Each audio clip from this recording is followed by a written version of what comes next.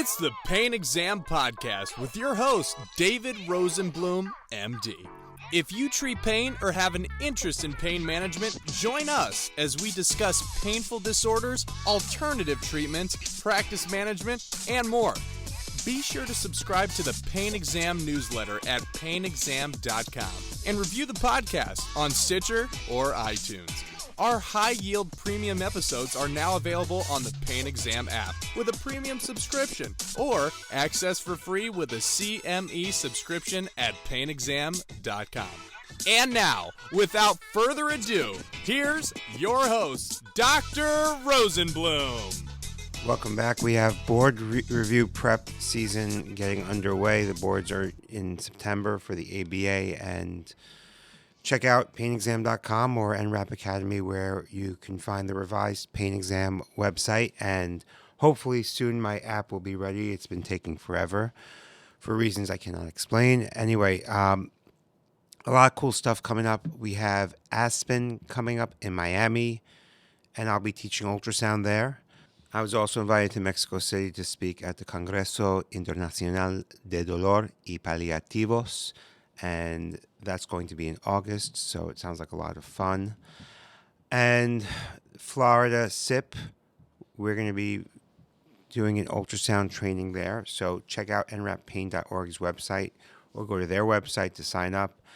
And NISIP, of course, with my good friend Sudhir Diwan, who's running that, which is always an amazing conference. So a lot of cool stuff coming up in addition to my own stuff, which I have a regenerative medicine ultrasound 2-day weekend course in September. We just did one 2 weeks ago in New York. It was phenomenal. We had a lot of fun. And I did a PRP shot on my knee then and my neck and at the course, and my neck's thankfully feeling better. Starting to feel better. It was sore for quite a bit. And today's podcast, I'm doing more and more PRP and somewhat BMAC, more PRP. And I'm just searching through all the data I could find to come up with the best strategy for the intradiscal work I do. And I originally intended to do this podcast on trying to come up with the best antibiotic regimen for your intradiscal procedures, if that's what you're doing. But instead, I came across this great article by Gregory Lutz, who I don't think I met him personally. Maybe I did at one of the conferences, but he has a pretty big name. And this is just really, really interesting. He did a nice paper, which the links will be in the show notes, talking about the role of bacteria in the disc. The paper's entitled Intradiscal Leukocyte RIch Platelet-Rich Plasma for Degenerative Disc Disease, and he basically talks about the role that C. acnes, or Cultibacterium acnes, may have in chronic back pain. See, I'm thinking C. acnes, well, if you get a disc problem from a discitis, I was originally thinking he was going to start talking about that, but actually he's talking about that when a disc tears, it can become infected with the C. acnes bacteria. Proper wound healing requires migration of cells to the wound, but since the disc is largely avascular, it has a poor ability to heal itself, and therefore many medical and surgical treatments may not be successful in obtaining long-term pain relief. He mentions when a disc develops and tears, it doesn't heal, it continues to propagate to cause the bulge, and then it can protrude if not addressed, and that could become an extrusion or even a disc fragment in the canal. And by this stage, the disc has degenerated and the segment of the spine is no longer functioning properly, and then the loading of the spinal segments begin to shift elsewhere. The downward spiral that continue to worsen. And this is the degenerative disc cascade he refers to. He suggests the importance of early regenerative treatment can heal the disc so that this downward spiral can potentially be prevented. So the role bacteria play in the disc, and I'm going to paraphrase here, but please read this on your own. It's a great paper. A microbiome exists in the environment of trillions of microorganisms called microbiota, or microbes. And it's a collection of thousands of different species of bacteria, fungi, parasites that live in harmony when you're healthy. But when you're out of balance, it could be harmful, referred to as dysbiosis. And we're just beginning to understand all this. No one's ever looked at degenerative disc disease, really, at least when I was in training, as an infectious disease process. And a lot of people still don't. Anyway, there was a recent study out of Sweden looking at the role of the intradiscal microbiome that it might play in degenerative disc disease. The study examined 162 patients who experienced low back pain, had particular changes in their MRI, referred to as modic type 1. And in a double-blind, randomized controlled study, they separated them into two groups, one group having a 6-month course of oral antibiotics and the other group having a placebo. The subset of patients that received the antibiotics had a greater degree of improvement than the control group. Their findings suggest bacteria may be playing a greater role in the pain caused by the degenerative disc disease than originally realized. The issue was also studied in those having spine surgery, where they harvested disc material, whether from a herniation or degeneration, and cultured that material to see if bacteria would grow. Sure enough, after the study after study showed that bacteria grew on the disc material, and it was most commonly C. acnes. At first, investigators thought this was contamination, but then it was refuted. The presence of C. acnes infected extruded and degenerative discs has been unequivocally demonstrated now by more sophisticated testing measures. In 2016, researchers in China took bacteria C. acnes harvested from human disc surgical samples and injected it into rabbit discs to see its effects. When they examined the disc by MRI under microscope weeks later, these injected discs demonstrated exactly the same findings you see with degenerative disc disease and modic changes type 1. So should we put every patient on antibiotics, oral antibiotics, when they have a disc issue or pain related to the disc issue? Well, there are a number of valid reasons to consider doing it and consider not doing it. The one is whether or not bacteria in the disc represent infection or contamination. 2, there are contradictory reports on the efficacy of antibiotics to treat chronic low back pain. 3, and I'm paraphrasing his list here in the paper, the potential that widespread use of systemic antibiotics could cause superbugs, resistance, etc. 4, systemic antibiotics can also have a negative impact on your gut, on the flora in your gut, the microbiome in your gut. And then the penetration of oral antibiotics into the disc is not really so good. So there's a lot of reasons not to do this.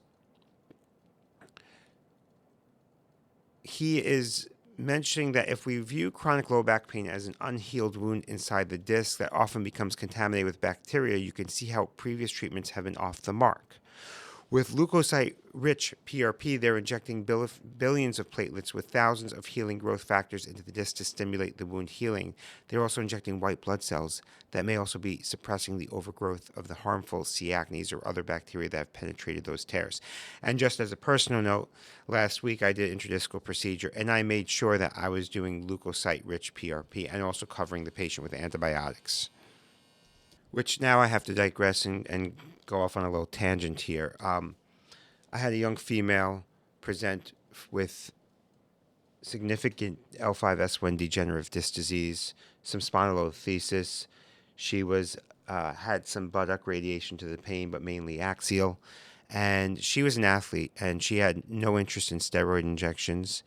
And she was pretty well-versed and educated, and she knew what she wanted. And we did an intradiscal PRP injection, and it's only been a couple weeks, so I don't know for sure. I mean, she's doing fine now. I don't know, it's too early to really tell, but she's doing okay. Just after the procedure, we sat her up. The procedure went very smooth. The only medication she received was antibiotic IV and intradiscal, as well as the anticoagulant that's in the PRP kit. And she was doing great. She sat up, and next thing you know, she says, "I don't feel right." And the first thing we did was lie her down, right? If you're doing any pain procedure, and if the patient says they feel nauseous, which is a sign of hypotension, or they don't feel right, the first thing you do is lie them down, because they're probably going to pass out. You don't want them hitting their head.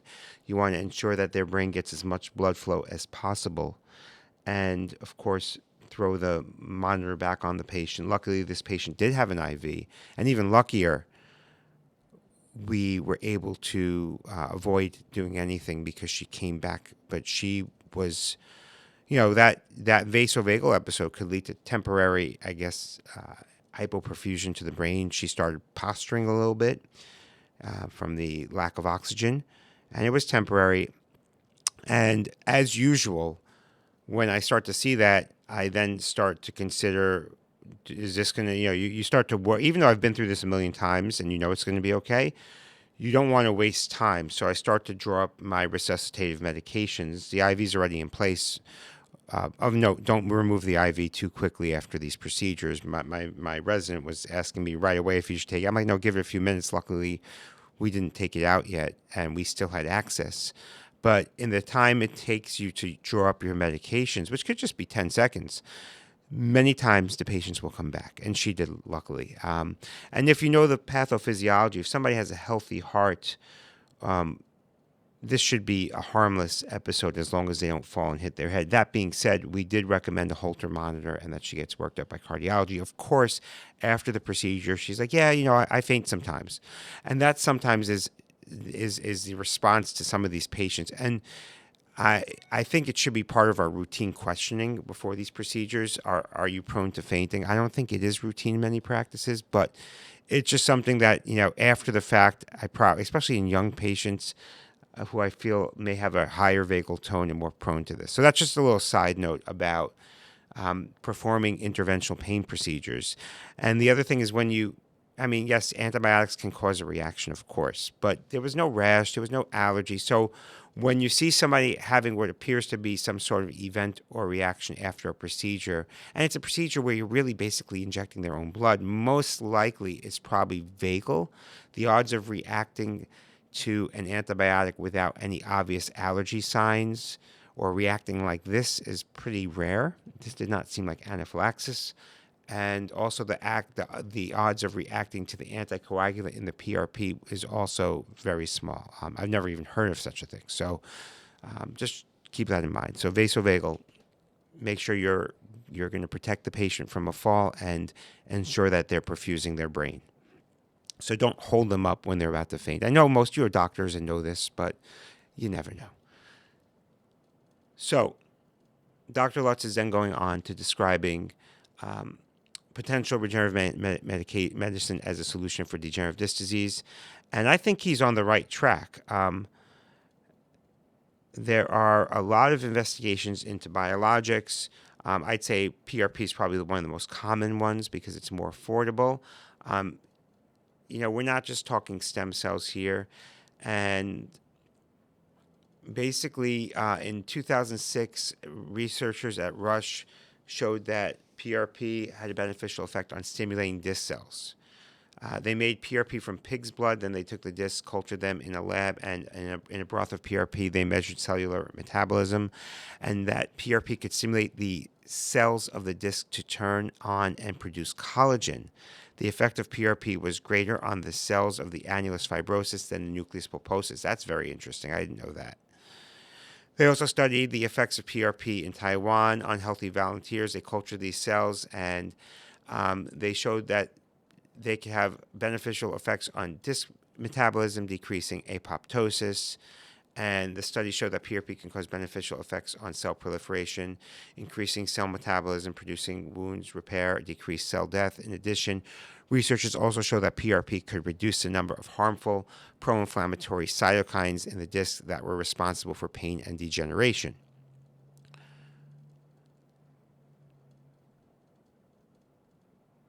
And also, as he mentioned, as I've seen in my own practice, patients who are refractory to other conditions can respond to PRP injections. And not just the disc. I'm having success with epidural, facet, SI joint, and of course trigger points and places all over the body. So the joke is this is like Frank's Red Hot stuff, you know, that commercial. Anyway, you really could do a lot with PRP, not just cosmetics. Anyway, he does mention that the type of PRP used to treat degenerative disc disease, right now we don't really have a difference for sure, whether it's leukocyte rich or leukocyte poor.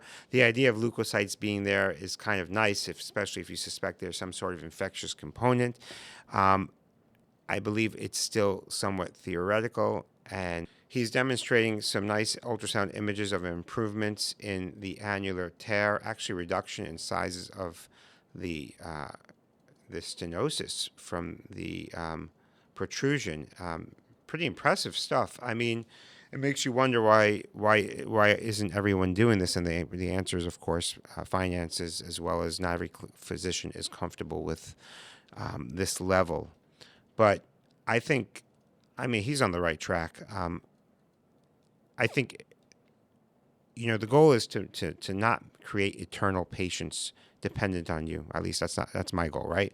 I'm playing the long game. Do right by people, help them get over the pain, and not create a situation where they're just a ball and chain, like opiate addicted or dependent patients. You want to just help people solve their problem and they move on.